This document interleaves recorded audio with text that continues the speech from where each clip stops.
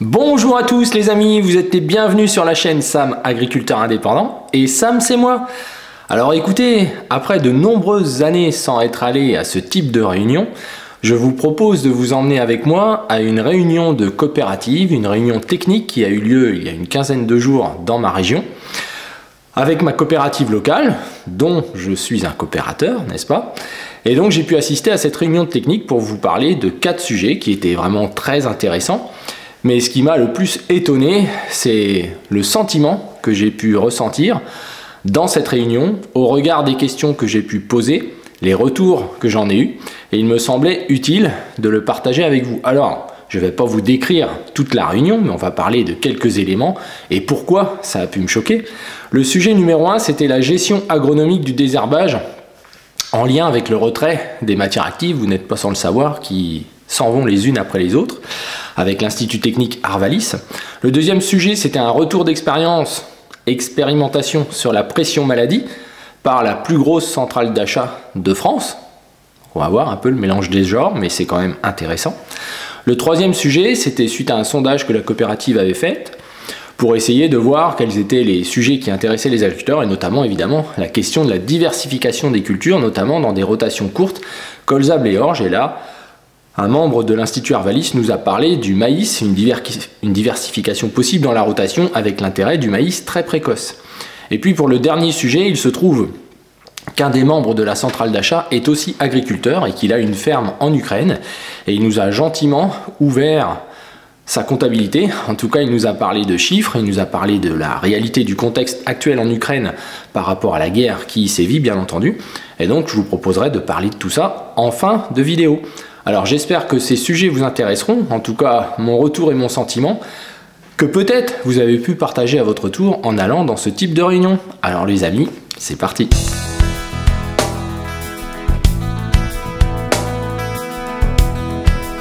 Alors on va aborder le premier sujet qui intéresse forcément tous les agriculteurs de France, quels que soient les modes de production, c'est le désherbage. En effet, le désherbage peut être le nuage noir annoncé à l'avenir au regard de l'acceptation que nous avons de supprimer des molécules les unes après les autres sans aucune solution de remplacement. C'est important de le dire.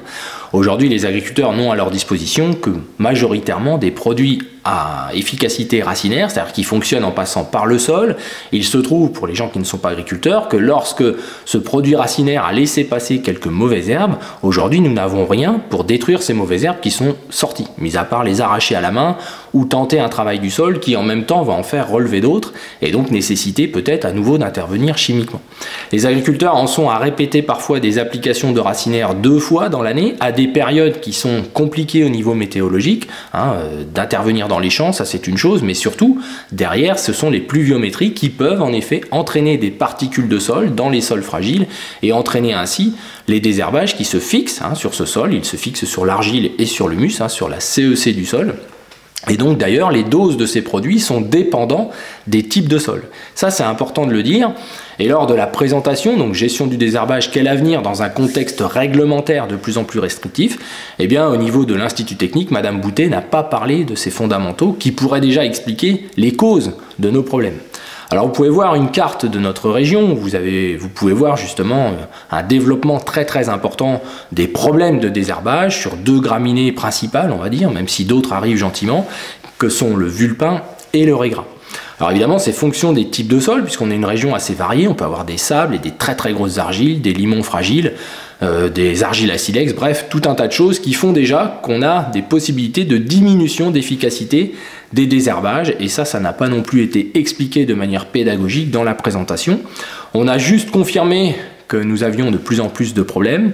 Alors, des restrictions des molécules qui disparaissent s'associe aussi une diminution des doses homologuées de ces produits. Et bien entendu, lorsque les doses des produits sont soumises au type de sol que nous avons, de diminuer les doses de ces produits conduit immédiatement à de l'inefficacité, puisqu'on a des produits qui étaient autorisés à 5 litres l'hectare par exemple, et qui aujourd'hui sont limités à 3 litres. Évidemment, ce produit ne peut pas fonctionner dans des sols très argileux, riche en matière organique, etc., etc. Donc déjà d'avance, on se tire une balle dans le pied et il y a une forme d'acceptation de la suppression de ces molécules sans solution de remplacement. Ensuite, les produits foliaires qui restent, ça on en a très peu parlé justement dans la présentation, ils sont très peu nombreux et au final, Ils ne fonctionnent plus aux doses auxquelles aussi ils sont autorisés. Il y a des différences entre cultures et lorsque l'on met la dose d'une autre culture, qui est parfois plus élevée que, je prends l'exemple sur un colza, entre un colza et une betterave, il y a des désherbants antigraminées qui ont des doses homologuées supérieures sur les betteraves que sur les colzas et pourtant les graminées présentes dans ces champs-là sont les mêmes. Évidemment, la dose betterave fonctionne, mais la dose colza ne fonctionne plus aujourd'hui.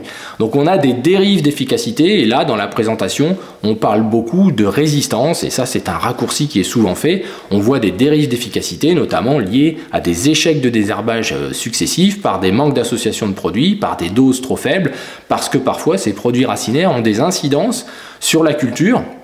Et cela fait que les agriculteurs souhaitent diminuer la dose pour avoir moins d'incidence visuelle, souvent, qui n'a que peu de conséquences, normalement, si le semis a été bien fait, etc., sur le résultat final de la culture.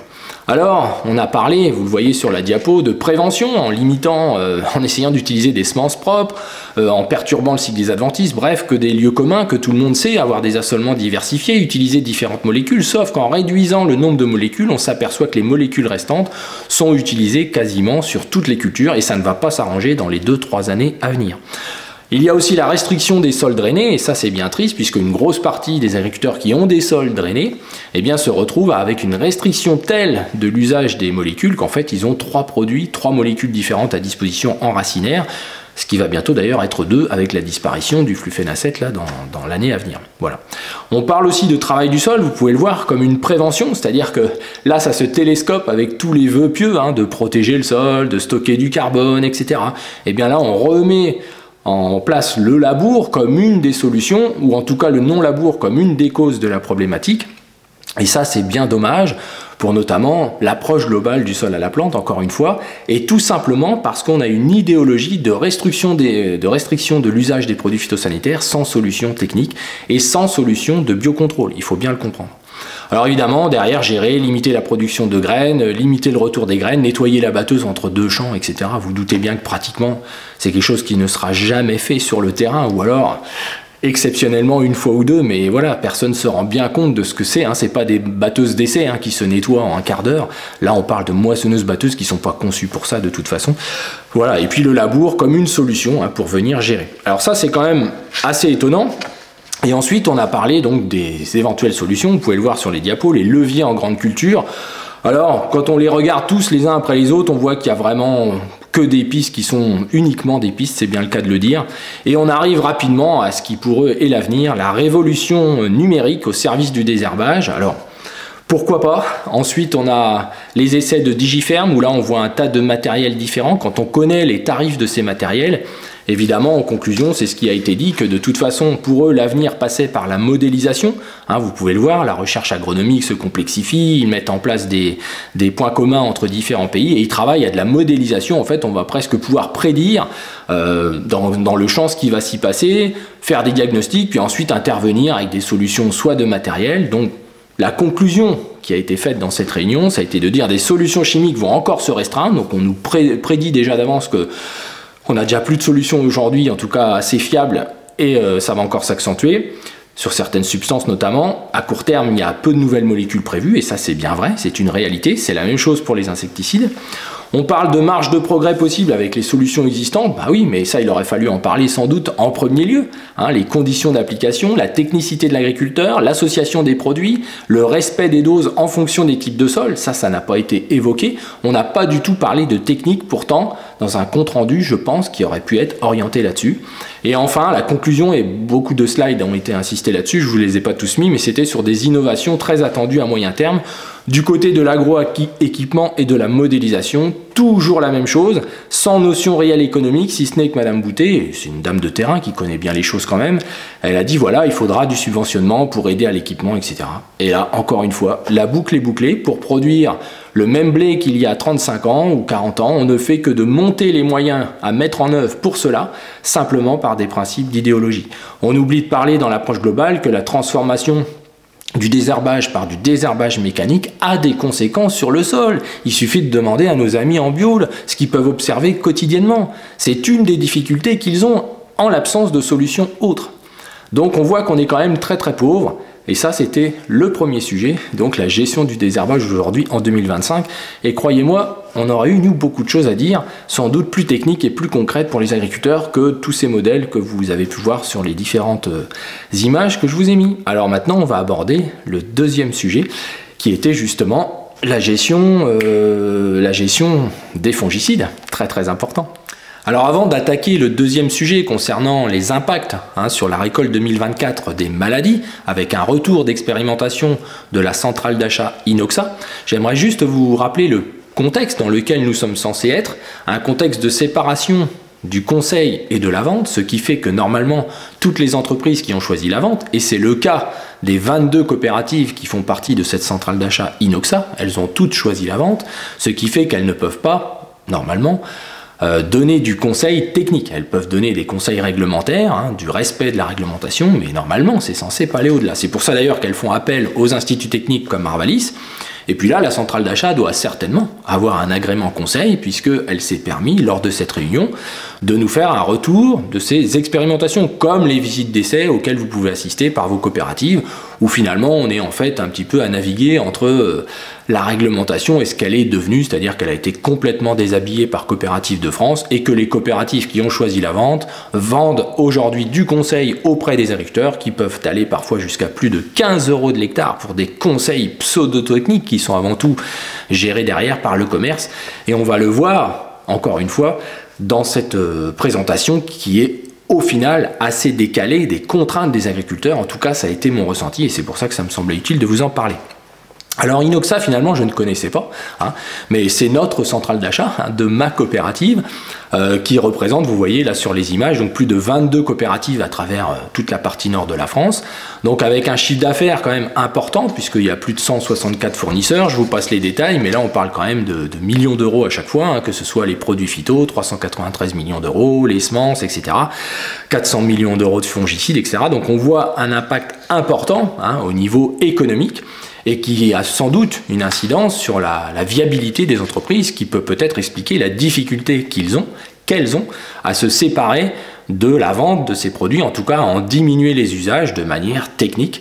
Et vous allez voir que la conclusion de cette présentation n'est pas celle forcément qu'on pourrait attendre justement de responsables techniques qui ont un intérêt pour les agriculteurs et qui ne soient pas liés justement à cette vente qu'il y a derrière. C'est une obligation normalement. Alors le contexte des maladies, vous pouvez le voir, c'est des rendements catastrophiques. Bon, ça a été dit comme ça, je vous le retranscris tel quel sur la diapo. Moins 30% par rapport aux moyennes historiques, une météo évidemment, un ensoleillement insuffisant, on en avait parlé sur la chaîne, pluviométrie excessive, des températures et des précocités de stade de sortie hiver particulières, de l'asphyxie racinaire, d'ailleurs on a peu parlé ou pas du tout même parlé du sol, on l'a vu dans le premier sujet, mais c'est pareil dans le deuxième. Voilà, les asphyxies racinaires, tout ça, personne ne s'interroge vraiment sur peut-être qu'il y a plus à travailler là-dessus qu'à essayer de remettre davantage de protection fongicide. En tout cas, c'est ce que nous, on aurait dit dans une réunion avec l'approche globale du sol à la plante. Alors, il y a des impacts sur les rendements. Nous aussi, dans nos essais, on a pu observer jusqu'à 27 quintaux de baisse de rendement par rapport au témoin. Donc le témoin par rapport à des micro-parcelles protégées. Nous, on avait presque 1000 micro-parcelles cette année, 17 essais. Et là, on verra qu'on a un retour sur 13 essais concernant ces maladies. Donc de moins 20 à moins 50% du potentiel, ça c'est une réalité que tout le monde a pu vivre, en tout cas dans nos régions nord. Alors il en ressort quoi? Je vais vous faire un raccourci, mais il en ressort, et vous le voyez sur les diapos, qu'au fur et à mesure qu'on investit davantage dans l'enveloppe fongicide, eh bien il y a un retour meilleur pour l'agriculteur, et donc la conclusion a été de dire, en 2024, il fallait donc investir davantage dans la protection, augmenter ses doses, associer davantage de produits, monter en gamme, et qu'il y avait forcément un retour. Alors, moi ça m'a choqué, puisque dans un contexte aujourd'hui de réflexion sur la réduction de l'usage des produits phytosanitaires, on voit bien que la production est toujours mise en avant, et sous réserve que ce soit fondé. On parle de biocontrôle, d'ailleurs, sans démontrer leur efficacité, juste en expliquant qu'un ou deux sont multisites. Oui, on peut dire ça, sauf que dans les faits, leur efficacité n'est pas démontrée, elle reste toujours à démontrer, et il y a finalement peu d'essais pour le faire. À chaque fois, ils sont mis en association avec d'autres molécules, et finalement, on sait que derrière tout ça, c'est une augmentation des marges. On voit que sur les essais qui sont mis en place, vous pouvez le voir sur la diapositive, il y a beaucoup d'essais sur les biostimulants. Et ça, évidemment, c'est des produits à forte marge pour ceux qui les vendent, mais pour les agriculteurs, récupérer la mise de vos biostimulants, pas de conseil à vous donner, on va les garder à nos partenaires, mais voilà, c'est quand même une réalité. Alors c'est un peu choquant parce que la conclusion, elle est finalement toujours dans cette notion d'enveloppe. On le sait après coup, bien évidemment, mais en même temps, c'est pas une réalité technique. En tout cas, c'est pas ce que nous vivons nous. C'est pas de mettre plus d'argent qui fait gagner à l'agriculteur. C'est au contraire de réduire au maximum ces enveloppes en associant des produits les mieux choisis possibles, les plus techniques. Pour ça, il faut faire des essais pour tester quelles sont les meilleures associations, quelles sont les meilleures molécules. Ce qui est bien, c'est qu'au moins dans les performances des molécules, on retrouve les mêmes choses que nous, on vit dans nos essais, mais par contre pas du tout dans les mêmes proportions d'usage. Pourquoi? Parce qu'il faut de la technicité pour les appliquer.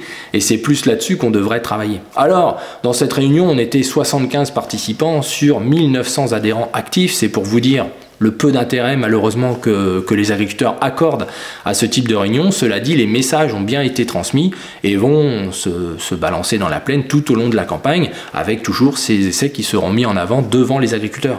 Donc, et je l'ai déjà dit sur cette chaîne, le frein au final à la diminution, à l'optimisation, à l'amélioration de l'usage des produits phytosanitaires, ce sont bien ceux qui les vendent, c'est-à-dire l'ensemble de la distribution. Et pour moi, les choses s'emballent année après année, puisque le monsieur de la centrale d'achat n'en a pas parlé, mais il y a de plus en plus de packs où on noie les choses derrière des doses hectares. Finalement, on a même des contrats qui sont vendus clé en main aux agriculteurs, où finalement, pour un chiffre à l'hectare, on leur garantit quasiment une protection au top, en leur livrant les produits au moment où ils en auront besoin, etc. Mais qu'est-ce que c'est que ce cinéma au milieu de, normalement, une volonté affichée de diminuer l'usage des produits phytosanitaires? Alors ça va se faire un peu automatiquement, puisque le premier sujet, c'était la réduction des molécules, hein, on le voit en désherbage, mais c'est la même chose en fongicide, et ça va continuer. Et on ne parlera pas dans cette vidéo des insecticides, mais c'est pour nous le plus gros point noir qui arrive, même déjà pour cette année, c'est les solutions à venir, en tout cas en France et en Europe. Si on conserve cette façon de faire des homologations et cette idéologie sans solution de remplacement, on va être sérieusement dans les ennuis. Donc on peut faire mieux avec moins, ça c'est clair, et nous on l'a encore démontré, on n'a pas réellement changé nos doses aujourd'hui, on a juste vu plus d'efficacité que d'habitude, puisqu'il y avait plus de maladies. On a toujours validé l'intérêt de certains traitements que nous faisons et qui ne sont pas du coup proposés dans ces retours d'expérience. Donc on est vraiment dans un monde différent, et c'est ça que je voulais partager avec vous. Ça m'a quand même choqué, je trouve, au regard des contraintes qu'ont les agriculteurs, d'entendre toujours ces mêmes raisonnements d'enveloppe par rapport au prix du blé, par rapport aux impacts maladies, sans parler finalement de technicité, et qu'on peut faire mieux avec moins. Donc là on va attaquer le troisième sujet, qui était la diversification possible des assolements, notamment avec peut-être l'entrée du maïs. Et là vous allez voir qu'on touche assez fortement le fond de la misère concernant ce que l'on a pu apprendre. Allez, c'est parti.